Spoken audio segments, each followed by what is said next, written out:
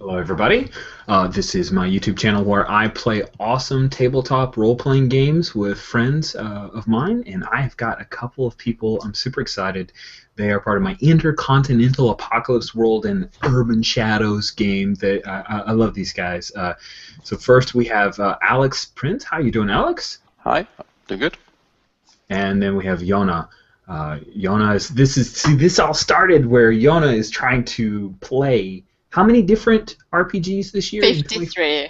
53. That's one a week plus one because she's crazy.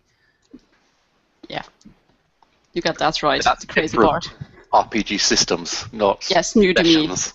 Yeah, different RPGs. You played more sessions than 53, I'm sure. More than 100 this year, I think, already. Wow. So I asked her, have you played a game called octaNe?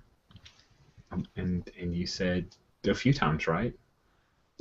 I've never even heard of that game. So yay, I'm in. So we're going to be playing octaNe. It is by Memento Mori Theatrics. I think that it is only available in PDF. You can buy it at Drive-Thru RPG. You can buy it at Indie Press Revolution. You can go to the Memento Mori Theatrics, spelled ICKS. It's Jared Sorensen's imprint. And it's a pretty fantastic little game that has a lot of DNA in common with Inspectors, which is a slightly more popular game. So the gist of this game is that it is well, we're going with a certain mode of play. So there are several different modes of play, meaning that kind of the rules of how the game will look and feel are based on that mode. I've chosen the psychotronic mode for octaNe, which is pretty awesome. So just a brief bit. So it is octaNe is the psychotronic game of postmodern trash culture America. And I'm the only American playing the game, so I'm the font of truth for these guys. I don't think you've ever even heard of America before, right? Is that right, Alex? That's that little island across the ocean?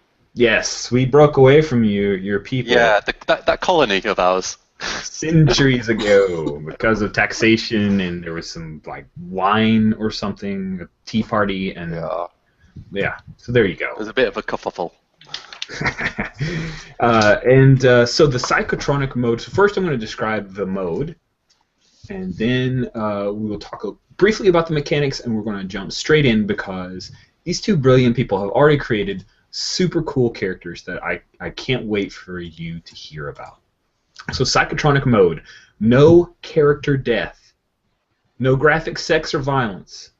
Game should be quick, fun, and zany. Inspired wackiness is encouraged with plot point rewards. The characters should work together. There's no inter-party conflict. The characters should be solid, dependable, and heroic. Men and women are treated as equals. Racism doesn't exist. The entire setting is wide open for use and should be garish, colorful, bizarre, and all the other synonyms for weird. Players are free to include bits of pop culture references, bad puns, and the standard complement of geeky behaviors. Then, as a suggestion, other RPGs that are similar to this mode, Deadlands, Over the Edge, Feng Shui, and even Gamma World.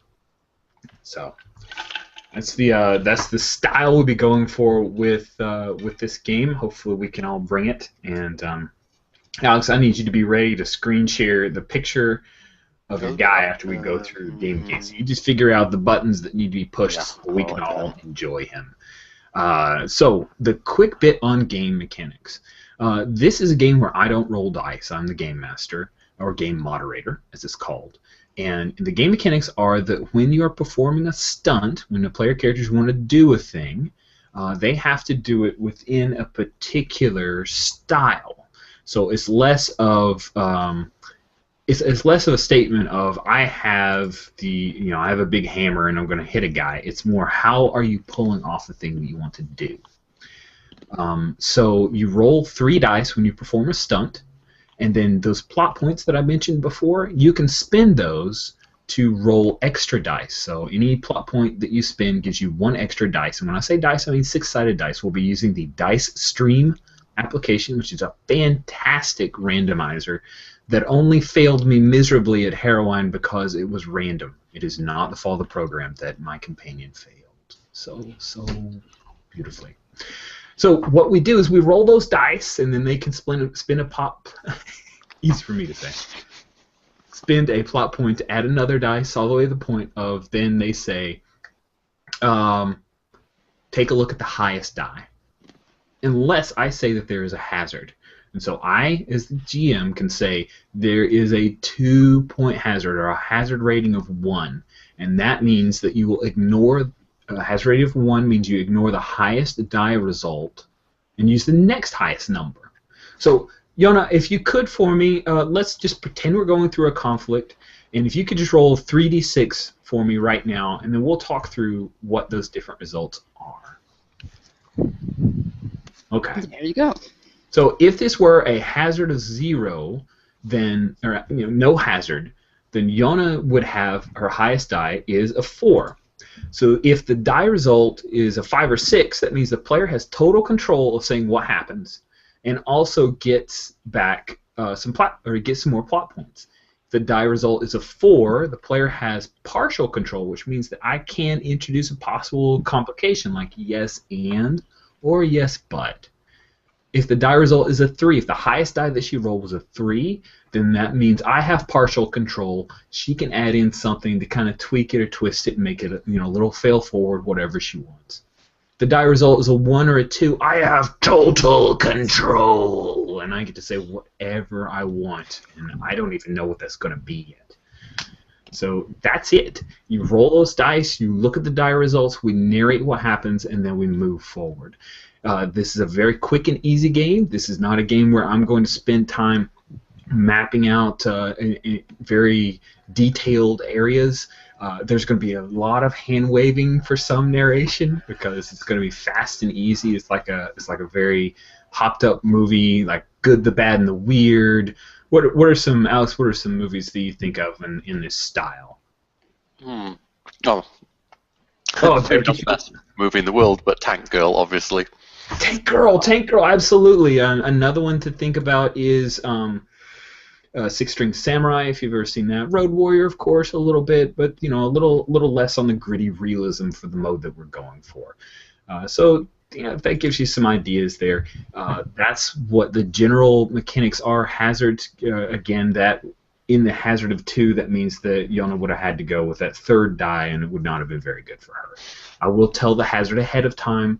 And so let me ask you guys, do you want to spend plot points after the roll, or do you want to say you got to wager those plot points going in? How do you want to do that? I'm fine either way. Okay. How evil do you want to be? We're fine. I'm okay with having to spend before, or... Let's go spin before. Why not? It'll be exciting. Yep. Cool.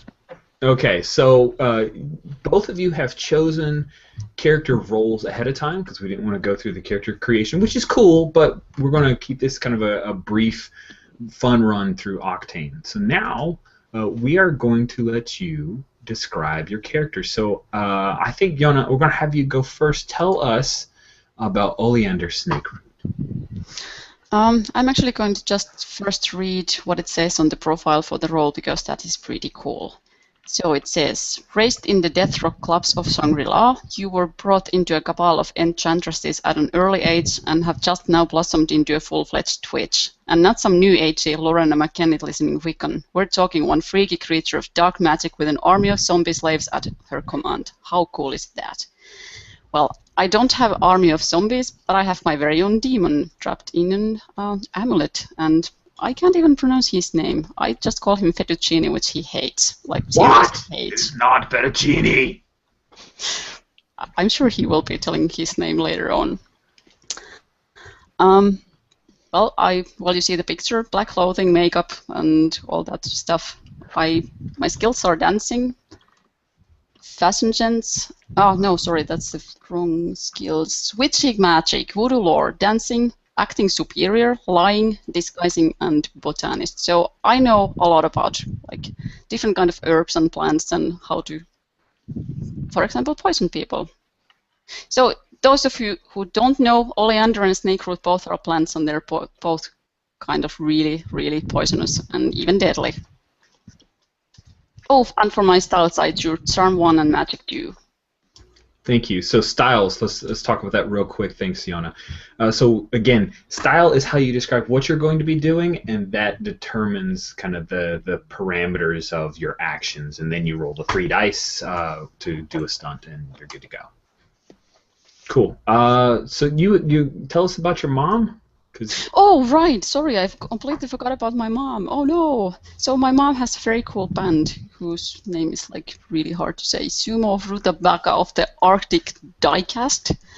And that's, like, the coolest band ever. I don't know who my father is, but, you know, I was raised on the backstage, and I completely dig her band.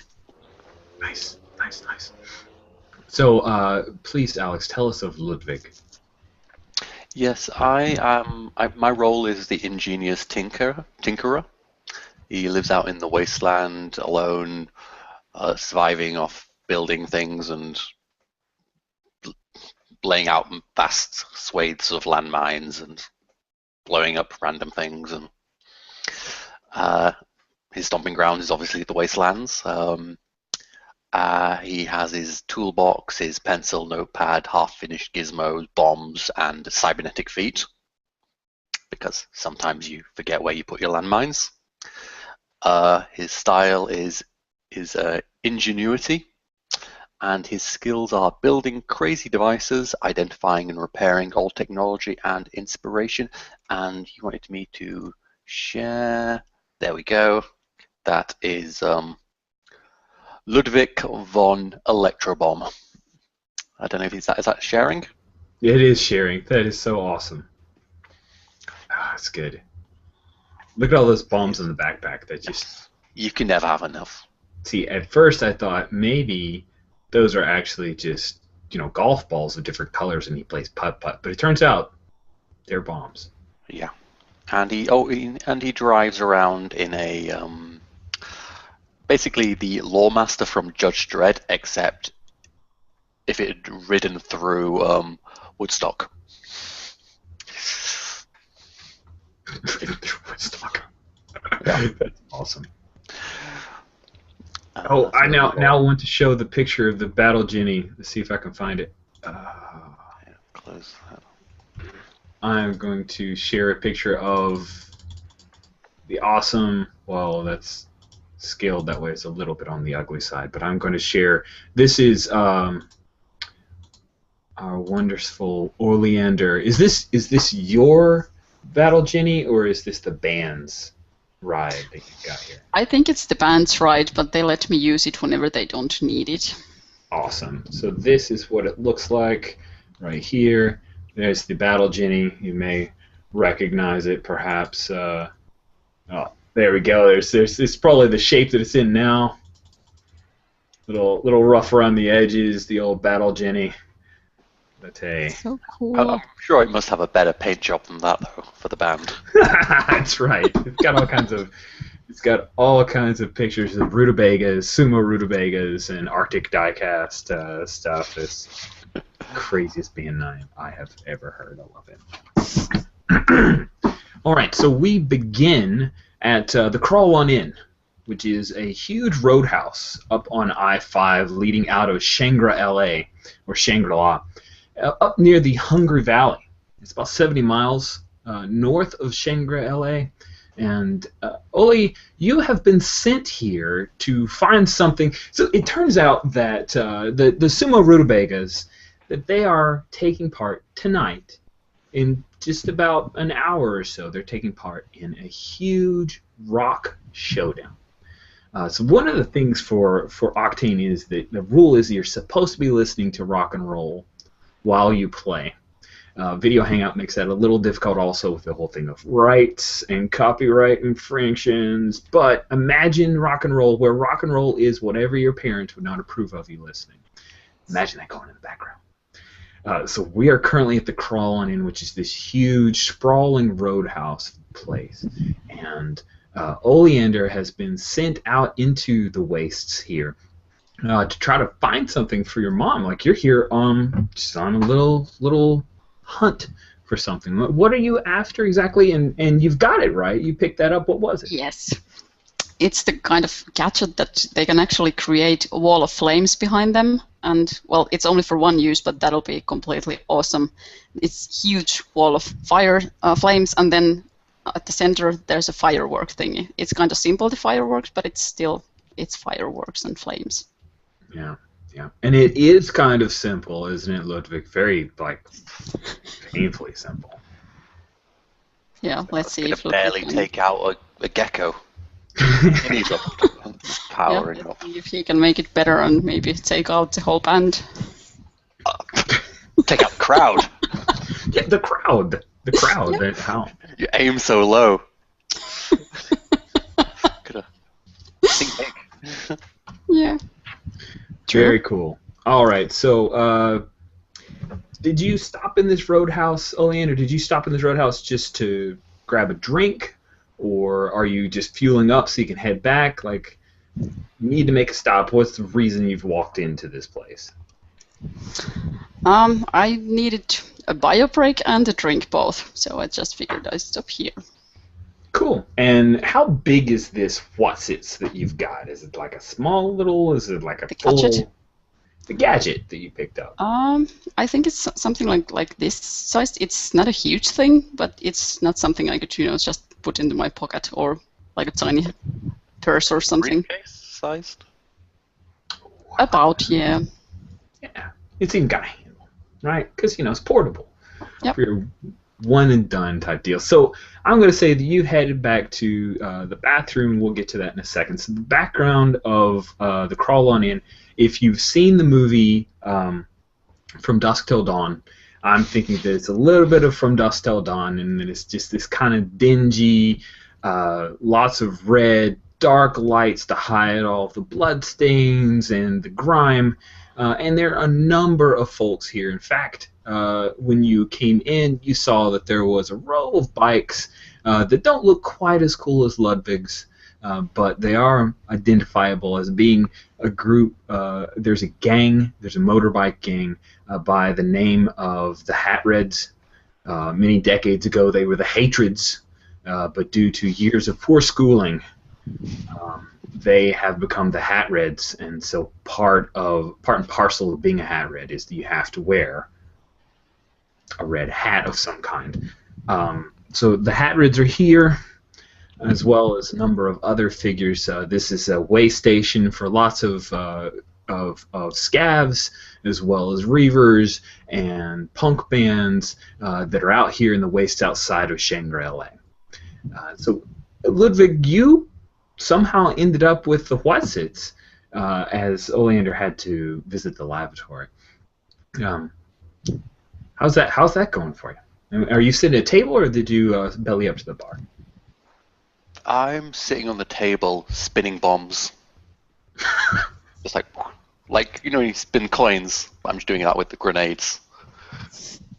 Oh, that's nice. That's For nice. some reason, I'm not getting served. It's really shoddy service in this place. It's true. But I'm having fun. So why is it that you don't get along with the hate, or why is it the Hatreds don't really like you? I set up a landmine field across quite a swathe of desert for, something to do, and well, it's not my fault they ride over it. Did you do that just for fun, or was that for Yep. profit? Oh, just Fun. That's Yeah, it's fun. That's awesome. So as you're sitting there spinning a couple of the bombs, you're a pretty notable guy, Ludwig. So I'm thinking that at some point these Hat Reds are going to remember you. A couple of them, and these Hat Reds, they have a wide variety of hats, and not all of them are entirely human. A couple of them have been mutated by the radioactive wastes from that old nuclear plant that's south of Shangri-La. So there's one with a giant cowboy hat, as well as there's one guy with one eye that's extremely too big He's wearing a red do-rag, and they're talking to each other, and they're probably going to be heading over to have a chat with you any minute now. So we kick over to Oleander in the bathroom, which the women's bathroom is well, there's no door on the front of the women's bathroom, but it's not the men's bathroom, which is well marked. However, there are stalls, so you're able to head in and do your business. And as you come up to wash your hands in the sink, the water that comes out is just a little bit orangish. It's not the cleanest water in the world. Does that bother you, Oleander? Well, I don't need to drink it, so I'm fine with it. Nice, cool. So you wash your hands, and Fatu says, "Hold on, we have to get into character for Fatu." So, now, of course, he's in what, a belt buckle, an medallion. Medallion. He's in a medallion. But you see him in the mirror, of course. You see him when he speaks with you, and for some reason, it looks like you've never seen Oleander talk to Fatu, have you? I've never seen. I've heard her talk. I never heard the other side of a conversation, but it's just desert sickness. Everyone talks themselves out here when you're alone on the road. Oli, when is it that we're going to go ahead and take out on our own? Why are you still doing what your mommy wants you to do? Well, it's kind of handy, isn't it? It's not like you will be providing me with food and everything, or will you? Is that all it takes? It might. Also, I kind of dig her music, don't you? Yeah, well, we've got the CDs, so really we could just take off. Come on, let's hop in the battle, Ginny, and head north and just keep going. Just the two of us? Ludwig can come along too, I guess. But he's never hurt you. Wouldn't you get tired of just talking with me and nothing happening? Well, I'm not really around for the conversation, baby. Well, you have a point there. But I'm not leaving my mom just yet. Little mommy's girl. Well... And that makes you angry, doesn't it? Yes, of course. Really, if I was running the show, if you and I were running the show, Ollie, we could really make things happen. Like you wouldn't be making big things happen for me right now? Well, what big thing do you want to happen? Well, right now I just want to get back with this thingy. Boring, but whatever. I know, we get to do something cool later. So as you're talking to the amulet in the mirror, another girl steps in, and you recognize this girl. She's actually from Shangri-La. She's part of the government. She is one of the right-hand women of Caesar Salad, who's the duly elected president and Grand Poobah of all of Shangri-La. He is one of the guys from Hollywood, actually. He's been in a number of Arnold Schwarzenegger remake reboots. But she's been an extra in almost all of them. She's a fabulously good dancer. And she steps in, and you realize she's been watching you talk to Fatu. And she says, "The hell is your deal?" You didn't see him? No. Seriously? I think you should check your eyesight. Wow. You're the girl from the band, right? Yeah. Well, What are you doing up here? I'm technically not in the band. It's my mom's band. I've seen you dance, though. You're really good. Yeah. Thank you. I mean, not as good as me, Gianna, but, good. someone who's been self-taught. Oh, wow. You think you can hurt me with that? You know I'm better than you, so I really just let it slide. Oh, those are fighting words. I think I'll see you right outside. She turns on a heel and she starts clip-clopping out on her heels. Right, so, Fetu, you were saying you wanted to do something not so boring? Do you want me to eat her? I'm not sure if I want you to eat her, but, let's just show her who's better. Okay. So back outside. So those two red hats are walking over, and the guy with a bandana and the giant eye is like, "Electro bomb!" 2 whiskeys. No. Joey. 1. My name's Joey. Fine. Joey, 1 beer. He looks over at his buddy in the cowboy hat and says, Are you telling me to get you a drink? I'm politely asking for a beer. I've got money. So I'll start taking out bombs out of my pocket as I try and get some. Cowboy hat guy's moving a couple steps back. One of them probably ticks for a bit, and I just hit it. Nice. Love it.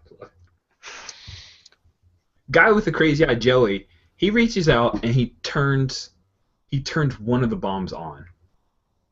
Just kind of turns. I imagine it's the one that looks kind of like a Christmas ball. You know, one of those kind of. Yeah. Just twists the top and steps back. I kind of look at him for a bit and then just like, I'll raise you 2. And they switch 2 more on. All right, cool. This sounds amazing, and I think it's totally our first conflict. So let us work this up. I'm not going to put a hazard in because, I think you've put your own hazard in. No one's going to dare me on bombs. Oh my goodness, I've got to see how this rolls out. So, you're going to use ingenuity because you've created these bombs. You know them really well. Does that makes sense? Is that your style? And I think the conflict is, what are you trying to get out of this? Just a beer, or are you trying to intimidate these guys? I'm trying to intimidate. No one's going to intimidate me with my own bombs. Okay. All right. Awesome. Yeah. I can build replacement limbs. They can't. And I think that this is I'm gonna grant you a plot point on this one for some wackiness, and I think Oleander's about to earn one herself, but I want to see it actually take place. So here we go. I would like to see. I'll use that as plot points. The plot points give you extra dice, 6-sided dice to roll against a conflict. Yeah, so if I use it now, I get 4. Yeah. Total. Yep, and there's no hazard here. Okay. I'll stick to 3 then. Evidently, it's too easy. Ugh. 2. 2. Oh my goodness, that is so good. That is so good. So 2 is your highest die result, and if I'd put a hazard of 1, it'd be a 1. Either way, it's the same deal. So I'm so excited. Awesome. So I have total control. All right. So here's what happens. You were looking for a beer and didn't want to back down to these guys, right? Yeah. You don't back down. However, one of the bombs goes off. So, Oleander, you walk out of the back area with the restrooms, and Chiana's there, and you walk up beside her, and the music is playing, and an explosion knocks you like a couple inches back. It's enough where there's a whoof of air, and the table where your friend Ludwig was sitting is no more, and Ludwig, who was sitting in a chair, was scooted back about 10 feet and slammed into a wall. The guy who is in one eye bigger than the other, Joey, he's been blown to smithereens. His buddy with the cowboy hat is covered in Joey parts. Did I see all that happen? Yes, you saw one of the bombs. Like, you walked out, Gianna's there, and she's, like, looking around for the jukebox. And then the explosion on the table happens, and it was totally one of Ludwig's bombs that set off another bomb. And so there's like a table-sized scoring mark around the area where he was sitting. And Ludwig, you're pretty messed up, but hey, you've been here before. Yeah. I'll just walk over to Ludwig. Ludwig, this is not your playground. I probably wipe the layer of grime and dust and stuff off my face. Sorry? What was that? This is not your playground. Like, seriously, look at this mess. You want to go to the playground? Oh, What? of course you can't hear anything. Oh. Gianna Clip-Clop walks past you in her super high heels and says, "Let's take this outside." And she walks on past you, Oleander. Sashaying. She's got that kind of butt move that's very dancery and nice. So. Okay, I'll follow her, but I turn and say, Ludwig, just stay put. Don't do anything. Don't play with your bombs. Yeah. Do you leave the suitcase with me, or do you take it? That's a tough question. It's a good thing that suitcase was very well protected. I know the smart answer is. I'm gonna take it with me. No, that wasn't the smart answer. Well, you just blew half of the place down. Oleander, just so you're aware, the Red Hats are probably going to be starting a fight with your friend Ludwig. So if you leave... Oh, right, I can't leave. Okay, Ludwig, I think it's time for us to leave now. I think. Fine. I didn't even get a drink. Well, me neither. Thanks to your stupid bombs. You certainly can't hear that because I said it so. Yeah. That's right, you're all deaf from the bombing. Yeah. A crossbow bolt hits the wall to the side of your head, Ludwig. And it looks like Did I see it impact? Do what? Or did I see it go into the wall? Yeah, you saw it. Huh. Somebody's put a bolt in the wall. What? The guy's sitting there reloading his hand crossbow, and he's like, "I'll get the next one." Fetu, it's time for you to do your thing. We need some sort of cover to get out of here in one piece. Even though I know Ludwig doesn't agree with one piece, but still. I'm going to call that a hazard of 1, and you definitely, because you're calling upon your demon, I'll give you a plot point for whatever craziness is about to happen. So you have a hazard rating of 1, and Oleander, if you want to go ahead, I believe your style will be magic here. Makes sense? Yes. So let's see how you pull this off as you're trying to get yourself and Ludwig out of the crawl on in without further incident. I will use that plot point right away because we need to get out of this situation. So it's 4 dice, right? It is 4 dice, but you discount your highest die because I'm saying it's a hazard 1. Here goes. Oh, crap. So that's 5. But there must be a delay. I'm not seeing the dice. Yeah, I'm not seeing it either. It's 3 1s and 1 5. There's something wrong with the lower third. Also disappeared. So this has happened once or twice before. The only thing I could probably do is just get out and get back here. It might start jump out working. and come back in just so we can see it. So we'll discount the roll because I didn't see it. So jump out and come back in and let's see. Before that, I need to see if invitation is somewhere still, so I can actually get back in. Well, I can re-invite you too. Yeah. Okay. So see you in a few. Okay. By the way, having the Spotify playing all the songs from the suggested playlist does really add to the atmosphere. Yeah, I took. Especially for the bar. There's a fantastic list of musicians to listen to, and it is all over the map. And I used it to create a Pandora station. And it's been pretty fun to listen to that music while getting ready for that. Oh, I just saw your note where the lower third stopped working. Any luck this time? Well, let's see if it's working. Oh, I see the marker, so I think you're good. Yep. The counter's up. I don't know why that keeps happening. For some weird reason, it just suddenly disappears and... Yep, it's back. Okay, there we are. Awesome. So let's roll 4 dice and discount your highest die to tell me what your result is, and then we'll figure out how this comes out. So discount means that I have to drop out the highest one and then... Take out the 6, but the 5 counts. Oh, in that case, I'm really happy things weren't working because that was the 5 and 3 ones. That would have been like just, wow. I didn't see it, so it didn't count.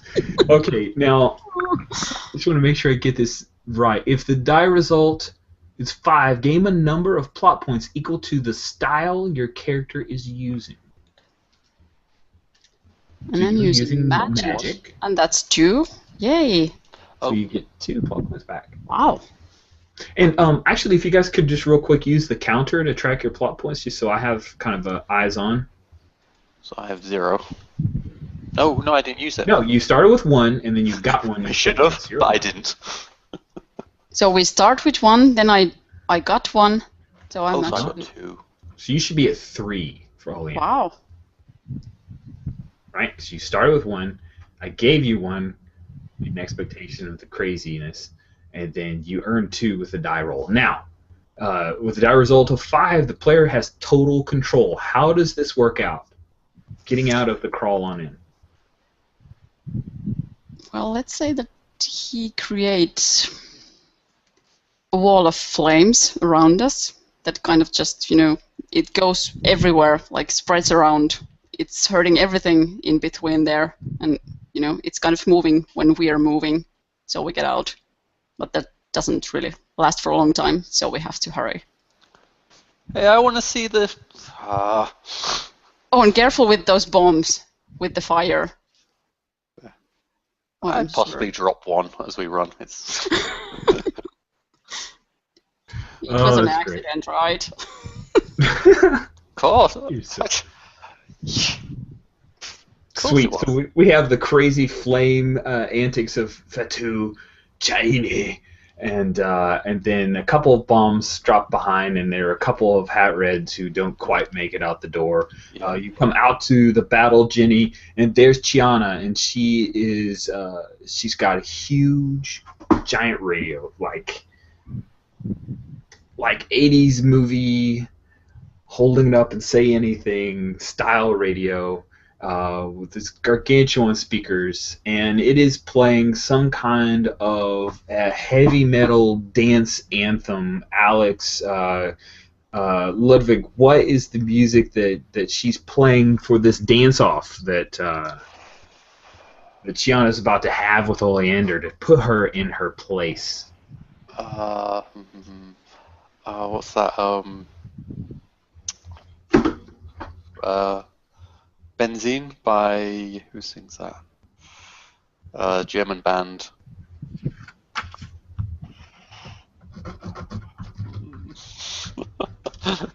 Oh my god, that's the toughest question so far.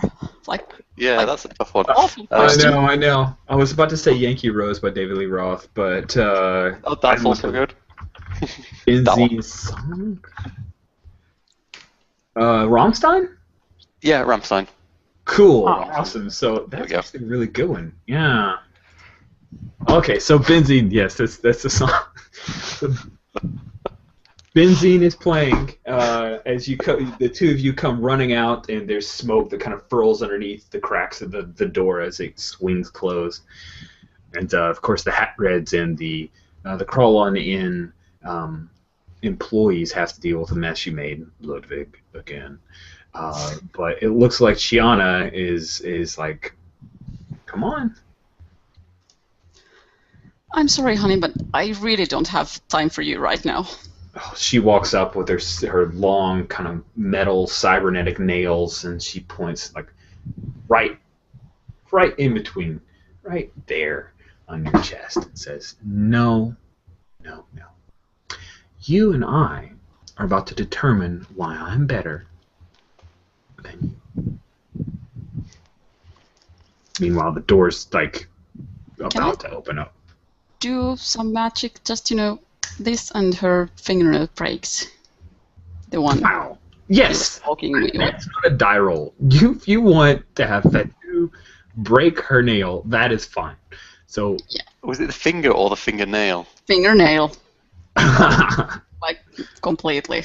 I'm using 1 point also. No, I'm not. That's not even a die roll. Take it. That's hilarious. So yes, I just go like this, and the fingernail breaks. I'm serious. I don't have time for this right now. Ludwig, we gotta go now. And with that, I just turn my back on her and start going back to the battle, Jenny. Pleasure to meet you. I've got to go. I do a little bow, and then I run off to my bike. Awesome.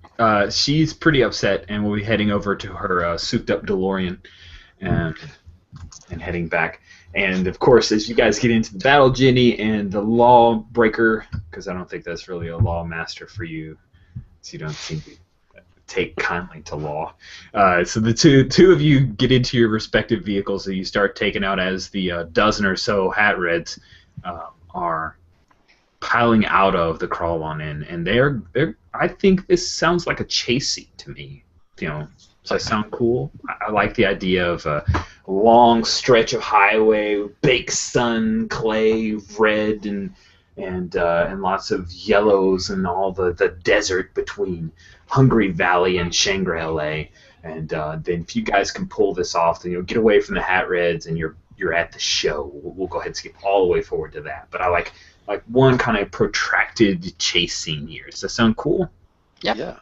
Good. Now, you're both in different vehicles, and I'm going to call it Hazard 0. But you're both in different vehicles, so I'm going to make you both roll. And I need to know, how are you using your style to get away from the dozen or so different road bikes from the Hat Reds? Would my little territory of desert be up ahead? My little canyon? I think it could be. I'm tempted to drive into there with them following. I'm fairly sure I remember where all the landmines are now. Having to replace your feet is a pretty strong incentive to start memorizing. You need a map. I don't make a map. Come on, that'll be time away from the precious bombs doing map. Yeah. And do all that showing you're working out and stuff. I just build things. Nice. And I'll spend one of my plot points. So 4 dice. Sweet. And what about Olean? Oh, that is a 5. Okay, so you are using your style? What's your style rating? Is it I don't actually know that. I didn't find those numbers. Is it not listed in the Ingenious Tinkerer? No, you have to put those in there yourself. You have 3 points to put in there, and you need to put at least one in at least one of them that were given into the whole thing. Well, I've only got one style, so 3 points. Well, you can pick other styles too. You don't have to. You need to just pick at least give at least 1 point to one of the styles in the roll. Well, let's say I'll put in 2 to ingenuity, and if I can find all the other styles, I'll. I can tell you the other styles. They are very quickly listed. Might and magic were the ones that if you don't have them, you can't do them at all. You have to have them in order to do that kind of stuff. Right, but the others are all defaulted. Yeah. Oh, I'm so sorry. I will get that to you in just a second. It starts off with rules and then the modes. Found it. Good job. Daring. Or daring. I'll put 1 into daring and 2 in Wow, I love that you have ingenuity, but not craft. But craft it describes as being It is subtle. subtle, and he does not do subtle. Yeah, not with No. subtle. So true. So true. Yeah. Okay, He'll be sitting there building a bomb in front of the person who's talking to him, trying to threaten him. Such. Yeah. Okay, so Fine. then you used ingenuity for this, right? Yeah. Because it was the result of your bomb, so you get 2 plot points back. So you spent 1, got 2 back, so you're up 1 from what you had originally. So I'm back to 2. So how did you get away from the hat reds? I drove into my canyon, which is just a little bit off the main road. It's kind of one of the routes that the Hat Reds like to use, and I think they're a little bit too angry to remember that you don't drive in my territory. And I weave a path through seemingly unmarked deserts with maybe I get a little bit close to one of them and it kind of rattles my bike, but I stay on it, but they definitely drive over someone. Awesome. There's I imagine someone- it. Like, is this like, it's not open desert? Is there a bit of a canyon? Maybe there's kind of a pod Yeah, right there's a there. canyon. Oh, it's awesome. I love it. There's some signs saying welcome and other things, and little streamers and things hanging up. By the way, all my bombs tend to have like fireworks built into them, so you get like these little, ball rocket spinning things like flying off in different colors and sparks. Wow. Brilliant. Brilliant. Take a plot point for that crazy description. I love it. Yeah. All right, Oleander, in the Battle Jenny. Were you by yourself in the Battle Jenny? That's an awfully big vehicle. Yeah, I think I'm alone right now. Nice. I was sent there alone. Cool. How did you get away from the half dozen or so Hat Reds who are after you? I always have some of voodoo dolls with me, so I just, I don't have a pen, but I just take a little puncture on my finger and I start writing on one of them, the little voodoo doll's Hat Reds. And once I'm done, I start taking pins and just puncturing them one at a time. Yeah. So they start kind of hurting and just falling down behind me. Oh, let's see how well that comes off. That is awesome. Zero hazard, like I said before. I got to see the dice on this one. This sounds brilliant. 0 hazard. Maybe I'm just going with the 3. I should have gone. Oh no, with the 4. No. Oh, it's so great. That's so great. I love it. Oh, it's awesome. So I love this because I had an inkling of an idea a minute ago. So I know I get to roll with it because I have total control. Sweet. So you're poking into the voodoo doll, and one of the Hat Reds, you can see it in the rear view mirror. These blood spurts just pop out of him as the pin pricks hit him in the chest, and the guy falls back off of his bike. He's got one of those big choppers, so he kind of falls back onto the little back, it's got the rail in the back seating thing. I'm sure someone's yelling at me for the correct word that I don't know. And then he falls off and gets run over top of by another guy on his big road Harley. And then the Battle Jenny comes to a complete stop. And Ludwig is off doing his detour Padre Somata type deal. And so Ludwig is not there to help you out, unfortunately, and there are 4 of the Hat Reds who are they stop because you've stopped, so they don't even have to chase you down, and they have their guns out and they are walking around, and that's when It's boy, that's a real bummer about the car breaking down. What the hell happened? So you have nothing to do with that? What? I don't even understand your human technology. I'm like 1,000 years old, baby. Okay, so I need your help. What? Me help you? I know. You know, I need you to be my knight in shining armor or whatever.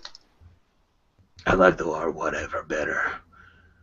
Okay, you can be my whatever. Sweet. Alright, so here's the deal. I want you to help Ludwig rig up that little what's-it you got for your mommy. Okay. It actually could be a nice little portal to bring in a couple of my old buddies from, poker. We used to play poker together, so, they're harmless. So you agree to that, and I'll make sure these hat reds never bother you again. What do you think? So you want me to help Ludwig to tamper with Mom's thingy? Yep. You create a portal? How do you know he's capable of creating a portal? Oh, I just, I've got a good theory on him. He's pretty smart. Wow, I'm not sure about that. I promise your mommy won't be hurt. I'm not so scared for my mommy. She can take care of herself. I'm more worried about your friends. So there's somebody like with a shotgun. There's one guy with metal teeth, and he's sitting there. He's got red contacts in because he didn't have a hat, and so he's tapping on the driver's side. He's like, "Go see your driver's license and registration, baby." Oh, okay, Fettuccine, you have a deal. Sweet. And And I deliberately called him a Fettuccine. he ignores it because he's so excited. So there's no graphic sex no graphic sex or violence? Oh, I totally blew that mode. These guys just fall like puppets. Somebody snapped their strings and they just, all four of them. And the car starts up. Oh, thank you. And I drive off very quickly. Sweet. All right, so some time passes. We meet back up again. So some time passes. You guys meet back up again. Your mom hasn't come on yet. The sumo rutabaga of the Arctic diecast. They are next up, and you have a bargain with Fatu Chaini to let Ludwig tamper with your mom's special pyrotechnics. And it's probably not the best idea to lie to him. What do you do? I'll go to Ludwig. Awesome. Hello, my dear. Oh, hi, you made it alive out of there. All in, one piece, generally. Yeah, about. So what do you think about this? I opened the thing. Can you make something nicer of it? I mean, my mom still needs it for the band. It has to be something very show-offy, but, it can't hurt my mom or the band. Seriously, I mean it. No hurting the band. Where's it going to go? Behind them. Behind? Behind them? Or Is there do you anything think? behind? Yeah, I know. No. Forget that. So you think it's safer in front of them? Oh, no. It's fine. Yeah, I can do something with this. Want it turn up to 11? 12? Is it? Forget numbers. Give it here. Turned up to 11, 12? I don't know. Give it. Okay. Give it. Yep. Okay. I'm giving it to him, and I'm just thinking in my mind like, oh my god, this is not going to end well. I think I run off slightly giggling around some corner somewhere private, and I That is awesome.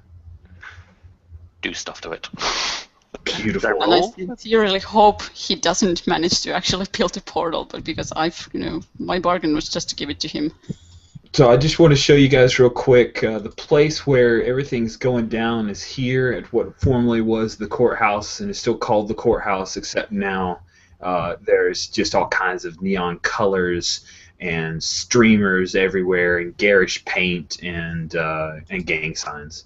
So just a quick little flash of where you guys Rods are kind of and set up. choppers and Yes, yes, and they of course they have like there are people who skydive off of it. yeah, There's monster trucks. monster trucks, absolutely. I am totally biting off of crap. What was that movie? It's from Mike Judge, the Beavis and Butthead guy. Idiocracy. Idiocracy.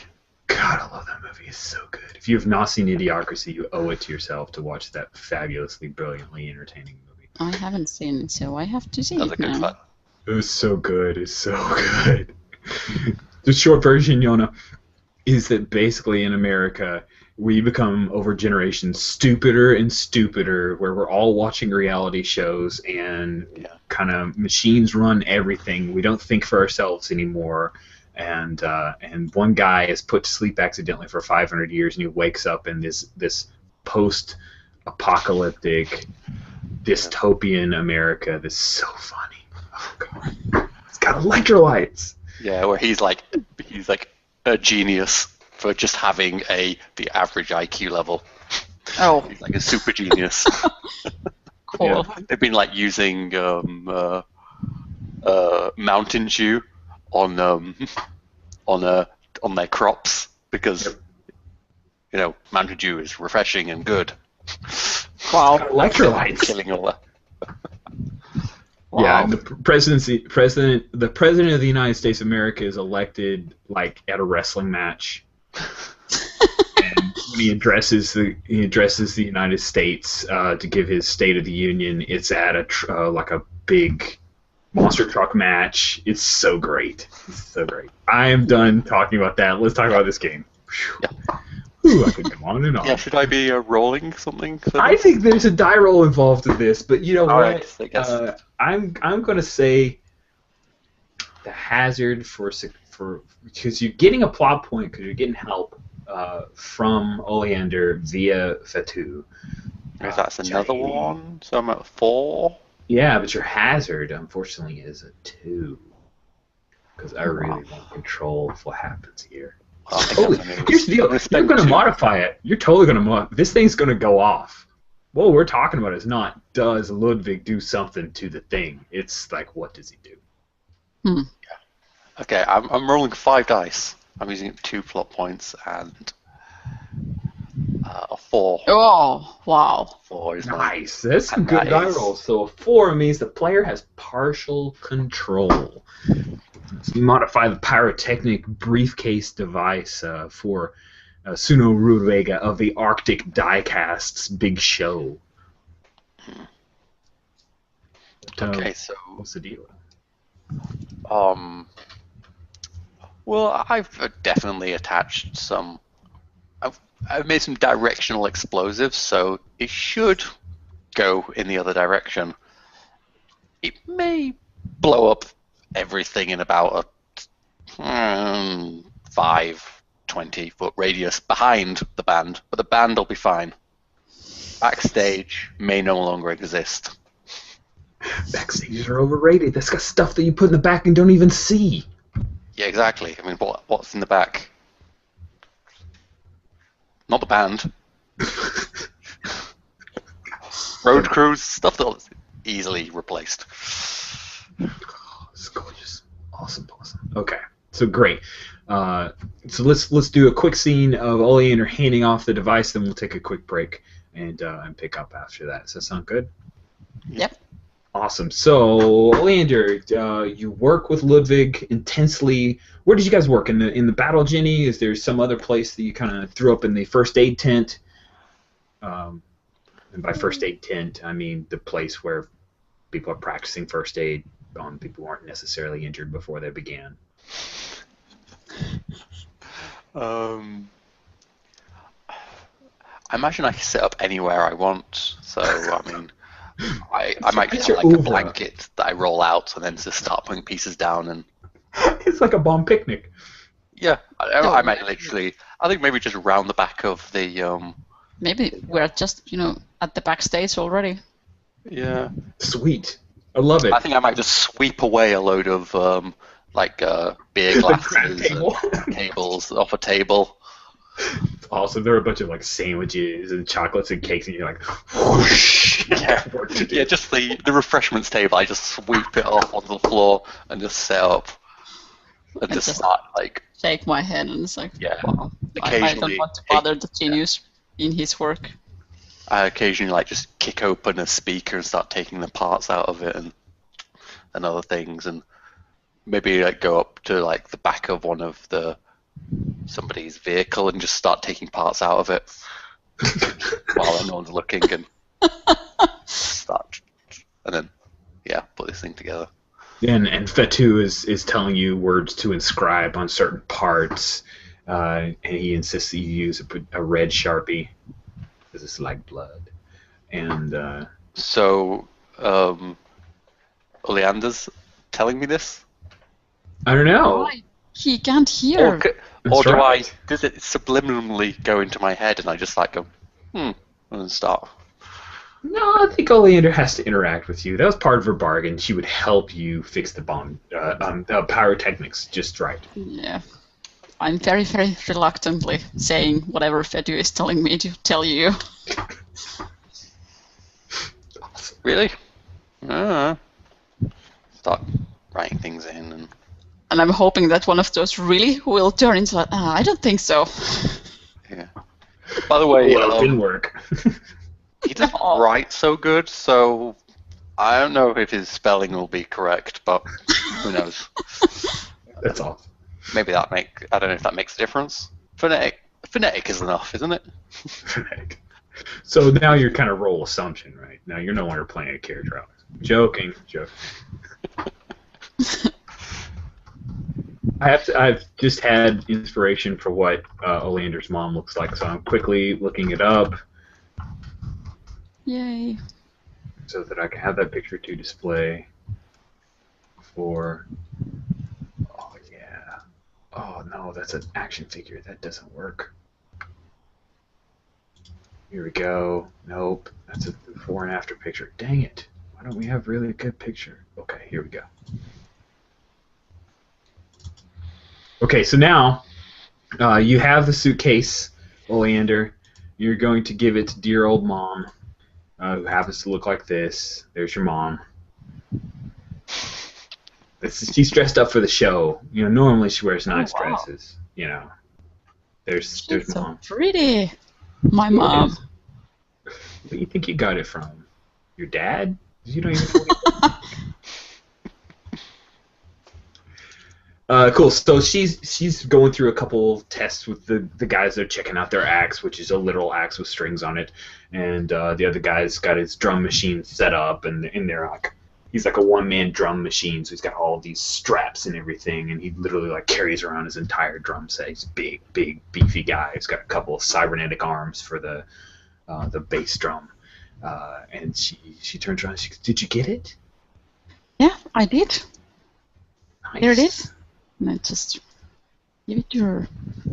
Cool. She takes the handle in the background with a grin. Like, wow, I can't believe he didn't kill you. That's great.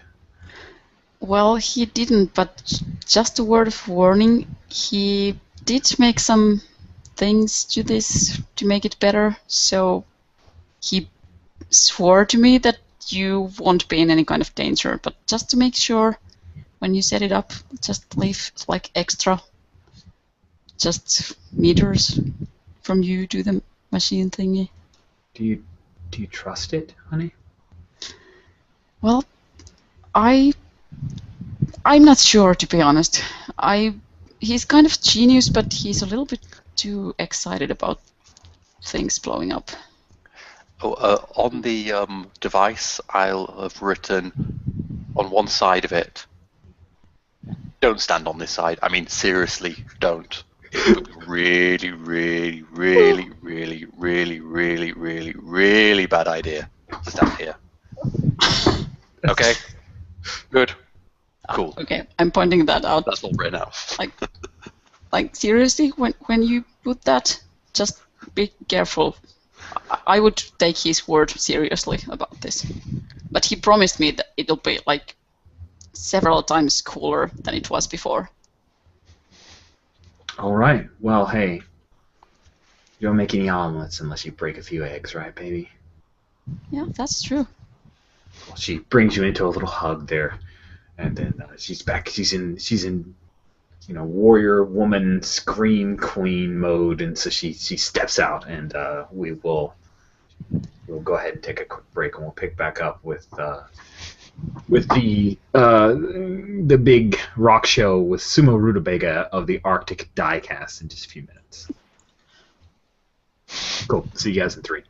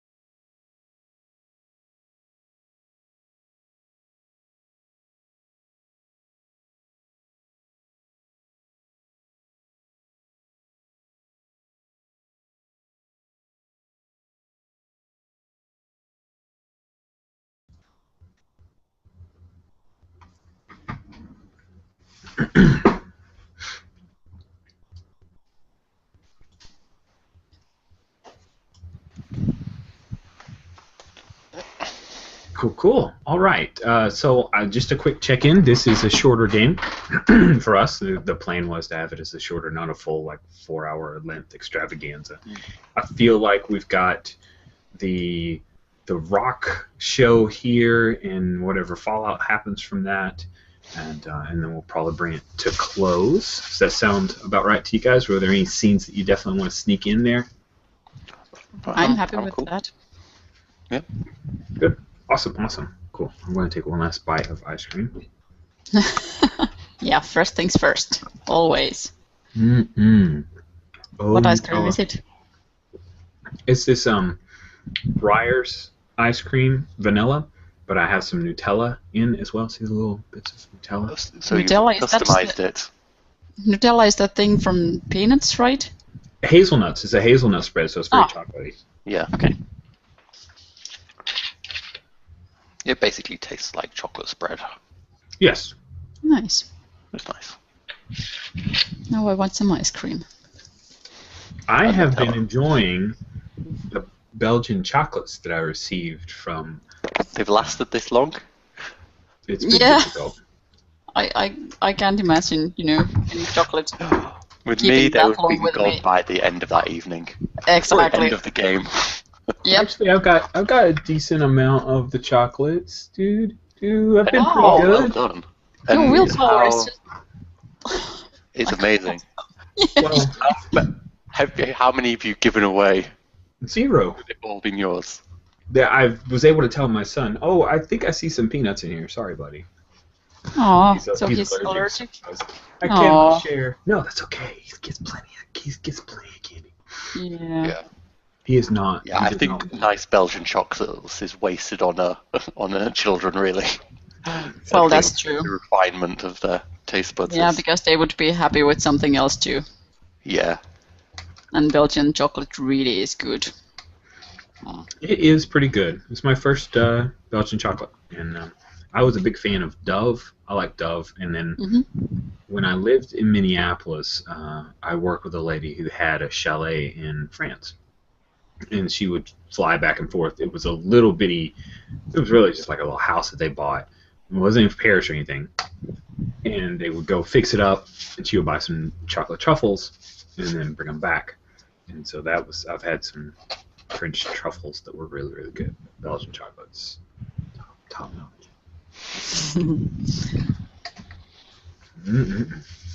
Ah. Okay. Spin it back up again. So we just stopped off with Oleander's mom stepping out, and she hands that off to their little roadie, who is the capuchin monkey. Because according to octaNe, monkeys make everything better. So I've done my dues. There's a monkey that has appeared. You can play as a capuchin monkey. That's one of the roles in the game. Choose if you want. I'm normally not into talking apes. I know. No offense to those people from Evil Hat and Fate, and you got to have a stupid talking monkey in everything you have. Only for you. Normally not my thing.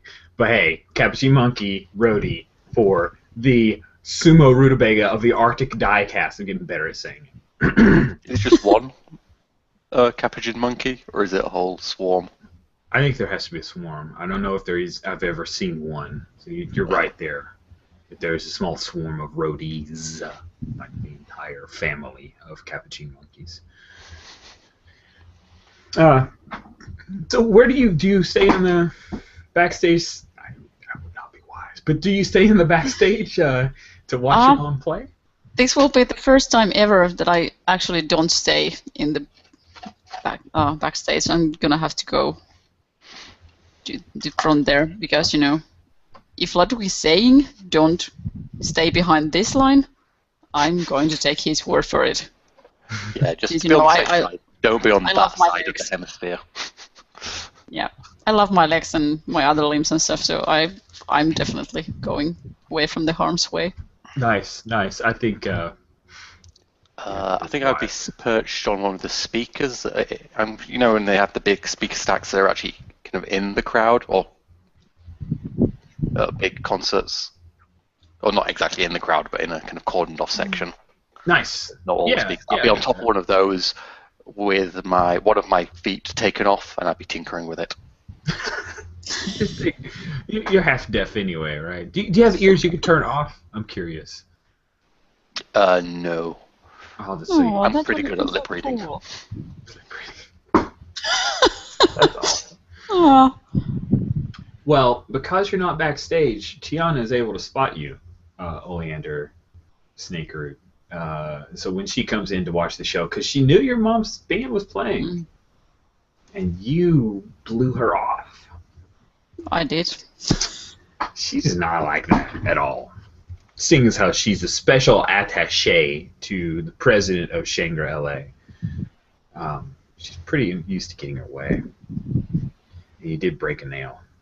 Yeah.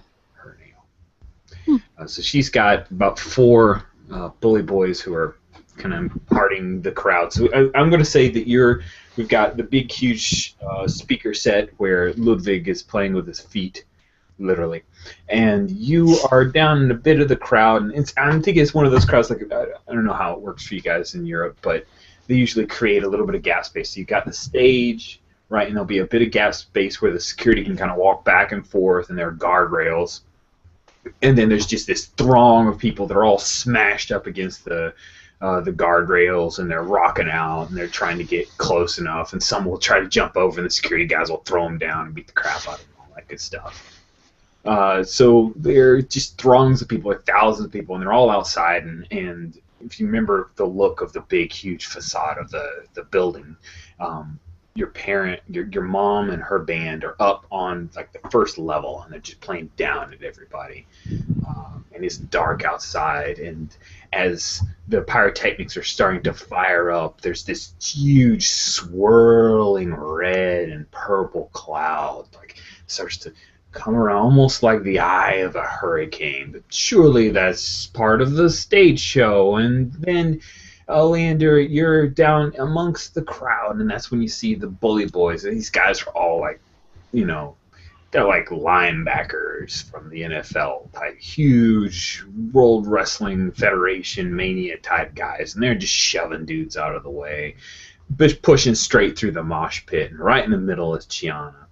And there's a song blasting, and now, because before we went with Rammstein, so now it is your mom doing her version of Yankee Rose by David. I'm sorry, I'm shameless, but it's Yankee Rose by David Lee Roth, which for some reason I'm just obsessed with bringing into this game. So now I've done it. I can mark off my bucket list. And Chiana comes up, and she turns, some spotlights hit her, and she's got like this crazy shiny aluminum dress, and there's actually a light show that comes out of it, and the lights hit her, and she's just like this star, like a literal star. She looks amazing, and she starts dancing to show you up, like she's going to steal all the focus, not only from you, but if she pulls this off, people may not even pay attention to your mom playing. What do you do? That is so annoying. Like, seriously. I tried to do some magic and just make the floor go soft on her, so that just a momentarily until her ankles, and then go like normal again, so that she's stuck in the floor. Wait, say again? I want to try to do magic so that the floor where she's dancing, it's going to go soft just enough time for her to, go down until her ankles, and then go back on like solid form, so that she's stuck on the floor. God, that's so evil. It is. Oh wow. So here's the deal. I think it's gonna be pretty delicious, but I am definitely gonna put a hazard of 1 because there's a lot of other magic going on right now. Yep. I'm using one plot point. Well, actually, I'm using 2.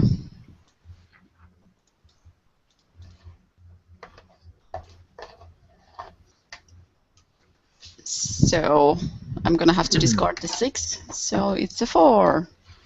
Oh, that's perfect.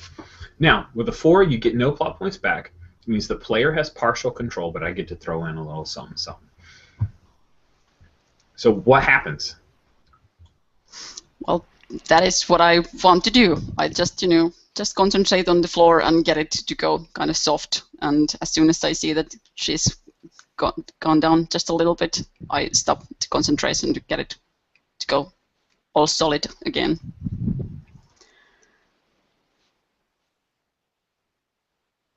All right, cool. So yeah, you pull it off, and it's out on the street, right? So it's like the asphalt just bubbles up again, and it kind of it like pulls down her feet a little bit. Yeah. And she's covered in this tar and asphalt type stuff. And does it stick, or then it just kind of pushes her back up again? But I'm just trying to make sure I got the right visual. It's just holding her there. It's like she's being put into the asphalt. She cannot get out so easily. They actually need to use some tools to get her out.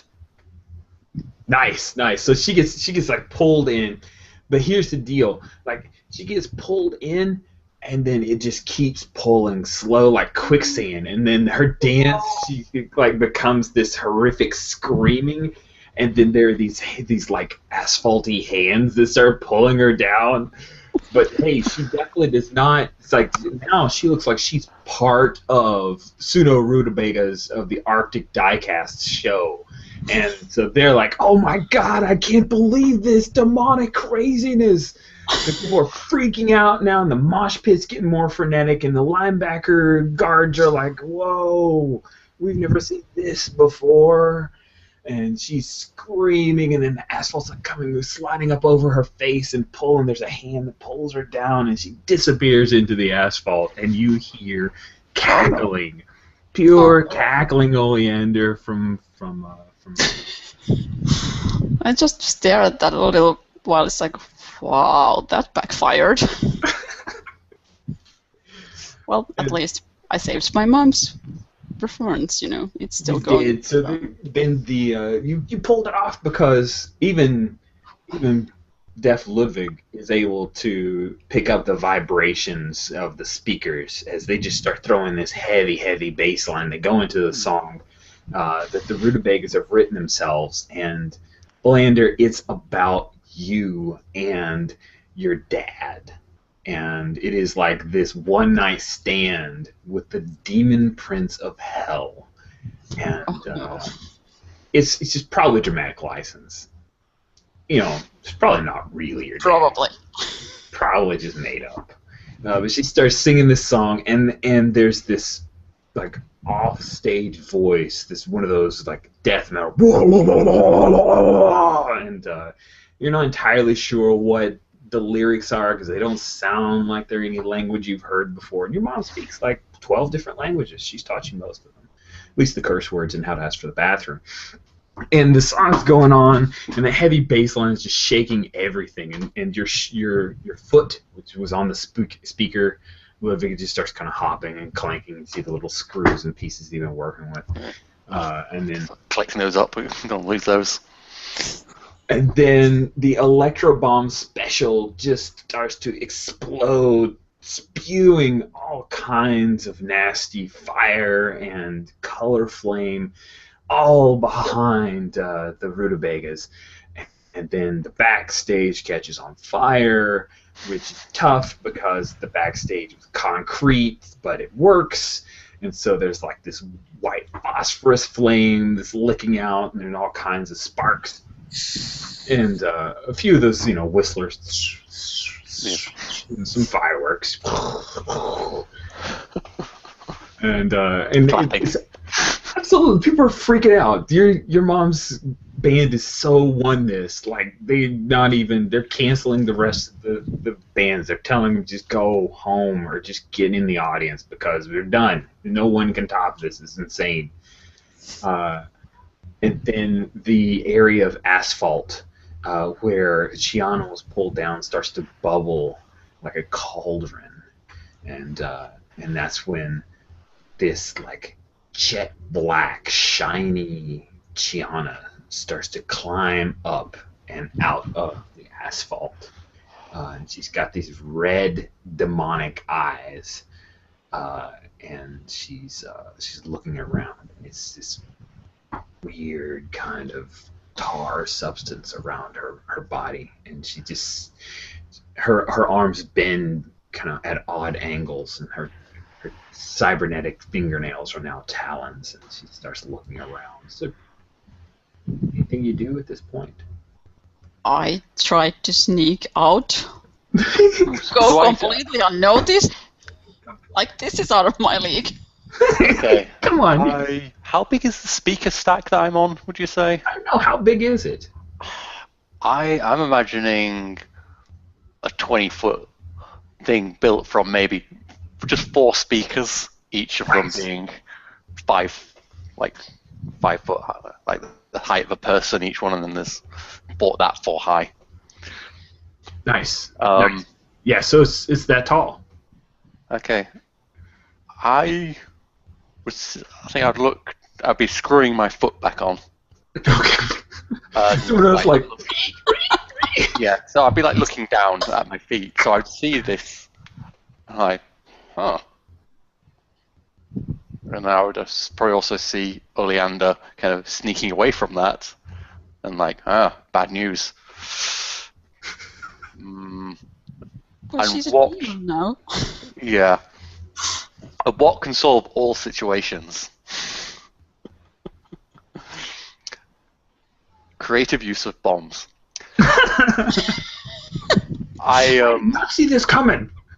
I kind of actually look and like run through some numbers in my head, and I want to drop a bomb right, like just like I'm not holding my hand out very far from the speakers, so when it hits the ground, it'll explode at the base on one side of the speakers. Because I want to do basically speaker avalanche. Oh, On top of wow. the- Wow. That sounds amazing. does. Let's call that a hazard 0. I want to see if you can speaker avalanche the old poker playing buddy of. I'll use one of my things, and I'm guessing, is this ingenuity or is this daring? This seems like maybe it's daring. I think it's daring. Yeah, I'm with you. So it's daring. So whatever that means, I'm not sure. But just me, the style is how you do it, and then it also determines how many plot points you might get back if you roll extremely high. So it's hazard 0. What you got? 3. 3? Wow. I have partial control. Well, I drop a bomb off the side facing the demon lady, so the speakers should blow off a chunk of the speakers at the bottom on that side, which should make it fall that direction. Like the equivalent of when you cut down a tree, you cut into one side and then it falls. Yeah, I get that. That's his logic. That makes some kind of sense.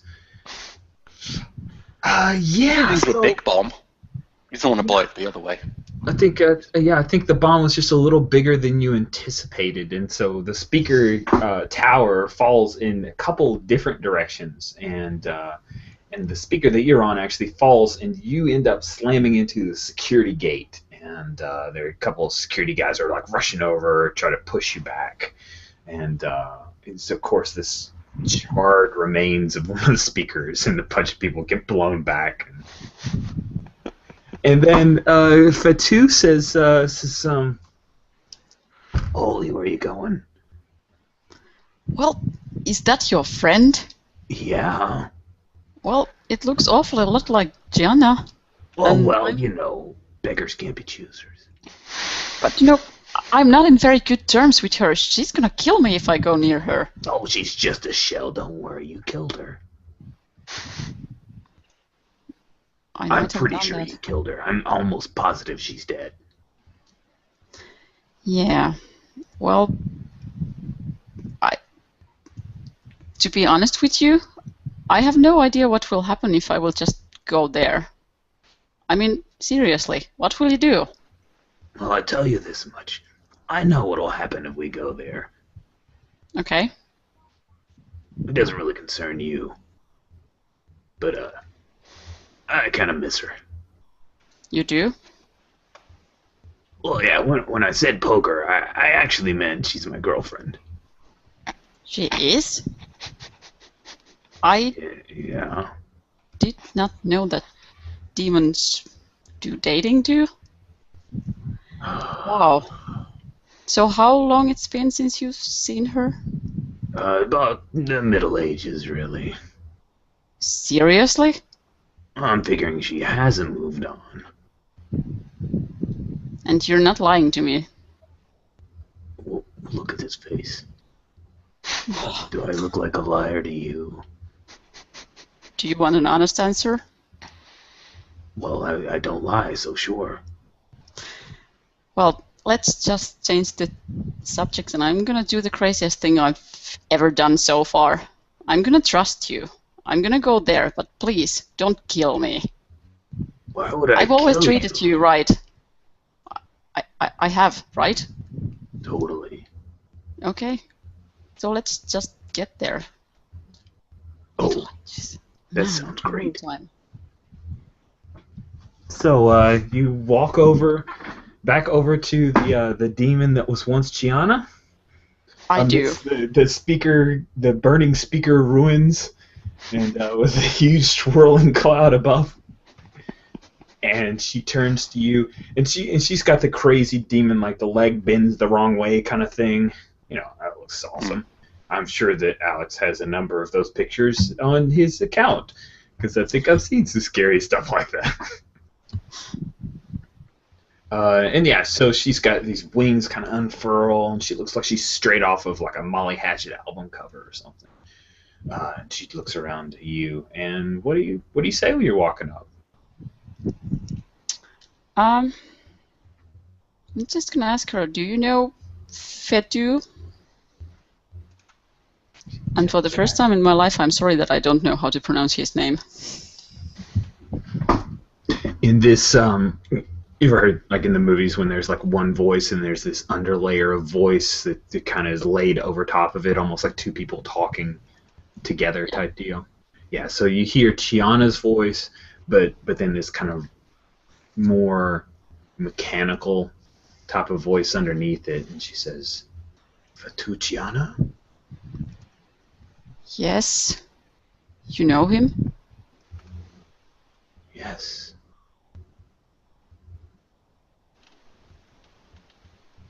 Why do you ask me this? Just before I answer that, how do you know him? We are lovers. Oh, so he was telling the truth.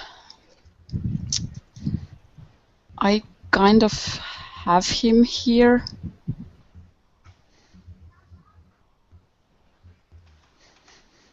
What do you mean?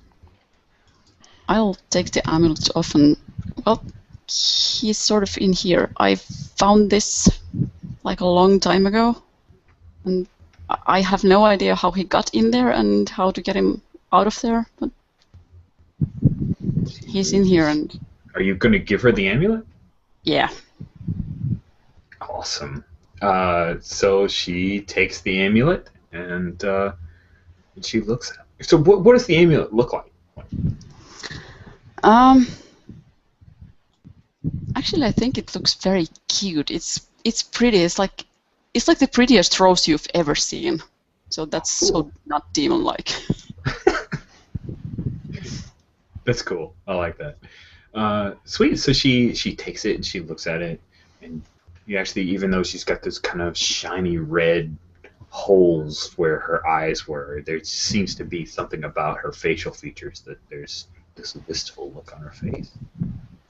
She takes it, she puts it around her neck, and she has to kind of lift it up and over the horns, and then past the hair that now is kind of moves around like Medusa hair, you know. And she says, "Are you giving this to me?" I am.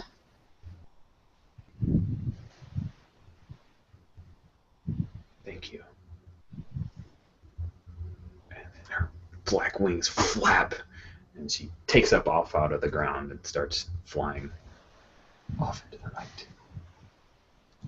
Wow. I'm gonna miss like seriously miss Fetu. He's gone now. The last chords of the death metal love song to the Demon Prince end, and it was going the whole time. There were these like bubbles or moments where you two could talk in this throng of people, and everyone just freaks out. You get caught up in the security guys have shoved you back over, Ludwig, and Yeah, I probably land on my head. you land on your head, and your recently reattached foot is still acting up a little bit, so you got to adjust that. And and it turns out that the Great Rock Showdown is won indubitably by the sumo rutabagas of the Arctic diecast, and that's how it goes. When the credits start to roll, what do we see as the credits are starting to roll for this little short film of craziness? All the crowd just screaming and yelling and dancing and stuff. Probably all still fireworks going off from the from that backstage thing. Probably the building behind kind of starts to crumble and collapse, like implode on itself. Yes. And Ludwig, is like kind of scrambling back onto his feet and spitting out a tooth. And, just so I'm clear, that's his tooth, right? yeah, let's say it's his. It's his now. His now. I love it. Yeah. We don't know what happened to those bouncers who tried to push him back. But what about Oleander? When the credits kind of flash over to Oleander, what do they see in the last scene of the movie? I'm wiping just a few tears off because I'm seriously missing him already. And then I work my way to Ludwig and he's like, wow, you really outdid yourself. Seriously? And I just hug him.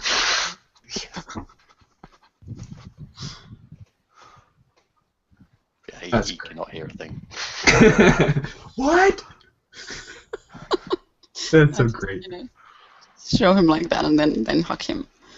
And that's the last scene.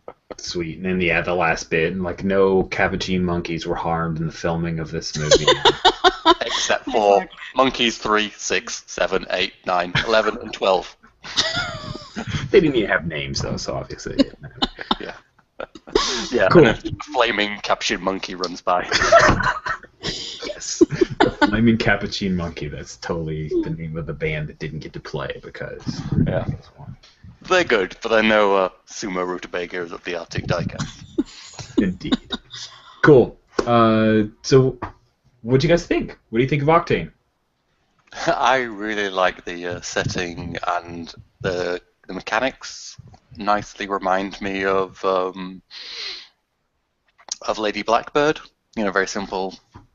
A little bit different, of course, but similar, kind of easy, really quick to get hang of, and I like that the die results. Who gets to narrate, and I think that's good. Fun reward for a good dice roll. Yep, you pretty much said what I wanted to say. I really liked it. It was a fun game. Like, It's seriously something fun. Yeah, I can imagine a pretty cool Gonzo campaign played in this as well. Yep, I would definitely play it Maybe some again. sort of a Battle of the Bands storyline or road trip. I also enjoyed your. It was a nice concept for a one shot. Thank you. Thank you. Oh, and you I'm made glad. the demon so awesome, and demon love. Yeah. Oh, that's so perfect. I Yeah, so I really not liked- did see that coming. That was really cool. Yeah, it was. The idea of the credits rolling. I really imagined that the pull back to see the whole crowd and the credits rolling, and then I'm not sure what song kicked in on the credits, but it would have been a good one. Oh man, yeah, that was sweet. That was a great last. That credits, man, I can't remember who first did that on me, and I was like, oh, that's awesome. Like the last scenes and kind of the epilogue type stuff. So cool. It's good. I love both your characters. Like the history of Oleander, just you talked about the demon amulet. I'm like, oh man, that's so awesome. You talked about her mother and her cool kind of metal band, and you didn't know who your father was. I'm like, I gotta work that in. Like all of Oleander was the heart of this game for like the plot points for me. And then I would definitely love to play her again. She's awesome. She's awesome. Cool. And then Ludwig was, God, he's so good at creating mayhem, Alex. Yes. Just beautiful. Just what's the most stupid thing you could do at this point? Let's go with that. I love those little touches. Like, he doesn't have his own feed anymore because he forgot where he put the landmines. Just awesome.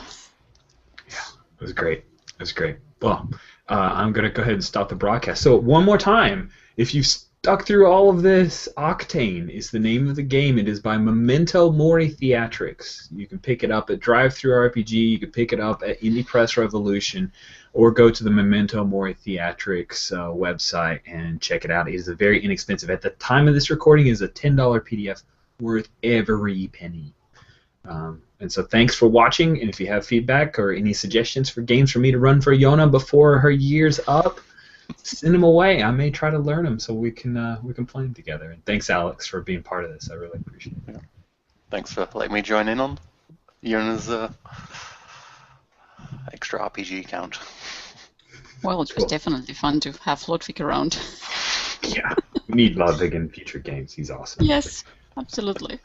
Cool, This cool. is the second gig he's exploded, actually. Well, this is the revised version of Ludwig. Nice, nice. And there we go.